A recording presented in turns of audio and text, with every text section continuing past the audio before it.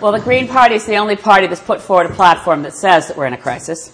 We're the only party that's put forward a comprehensive plan to deal with it. And that's now been recognized. We're deep enough into the campaign that there have been the report cards that have come out from major national environmental organizations, Climate Action Network. And, you know, it's true that at least the Liberals and the NDP mention climate change in their platforms. The Conservatives don't. And there's more detail in the Conservative platform on how to reenact the War of 1812 than there is on climate change. But in this election, I'm asking you to support me because I recognize the crisis. It's driving every fiber of my being. And what we're looking at right now is how do we get the other parties that will talk about climate change when it's convenient, ignore it in the debates once they kept me out, and not address it as an imminent crisis where we must reduce greenhouse gas levels before 2015. That's when we must ensure that we have the rise of greenhouse gases halt by 2015, begin to come down from there to avoid, if we can, runaway global warming. So we're looking at food security. Yes, we're looking at migration. We're looking at peak oil. And if you look at our program, I think we've got what we've done to make it sensible is that our engine for economic activity, for creating new jobs, is embedded in the shift to a post-carbon economy. Because right now we can actually make all the arguments that ignoring the climate crisis is making Canada less competitive, less economically healthy. Thanks. We all know in Canada now that we are incredibly food vulnerable. And I would like to hear from each of you what your personal or your party's platform is in weaning us off of large-scale, unsustainable food production. This was one of the few areas where when the Globe and Mail reviewed all the parties' platforms, they remembered to look at the Green Party platform. So you can actually find a pretty good comparison of where we are in food security in a survey that the Globe did.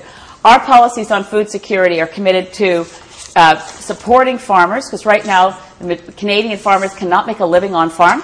They have to have supplemental income off farm. So we have a system of saying that the ecological services provided by farmers need to receive compensation.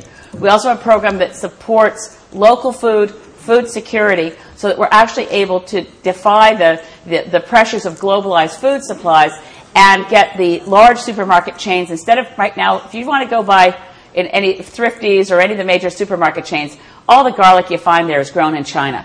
And we can grow garlic in Canada. I understand the coffee is grown somewhere else, but there's no reason that we have these. And what it is they want the simplicity of the one contract with one supplier for cheap food as opposed to healthy local food. Local healthy food, and preferably organic, is part of keeping us healthy. And one of the Canadian Food Inspection Agency has a conflict of interest where they actually have to promote Canadian food while also regulating. And Health Canada is so focused on the corporate food system that they refuse to even confirm when health studies say that children who get too many preservatives and chemicals in their foods have more attention deficit disorder. Health Canada poo-poos that immediately. We've got to get back to healthy food locally grown. On Monday night at 8 o'clock, one of you is going to be elected. And I am thinking that there's a good chance we'll be sending the leader of the Green Party to Ottawa to represent this island. If you were asked to be the Minister of the Environment for one of these three parties, would you agree to do it? And why? A friend of mine was once in the Norwegian Parliament, a woman named Berit Aas, and we were meeting with women, this was back in the 1980s, meeting with women in politics in Nova Scotia. She said, whatever you do, if you're asked, be sure to say, I want to be Minister of Finance. So the reality of the moment is we're going to have a minority parliament. Minority parliaments can be made to work. They can work through informal cooperation. They can work through more formalized coalitions.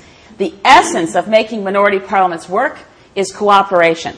And I would never say no to cooperation. I don't know what shape that would take, so the hypothetical is a little too specific. But there isn't any party that I wouldn't be prepared to work with if it advanced the goals that we all care about, because we don't have time for partisan nonsense anymore.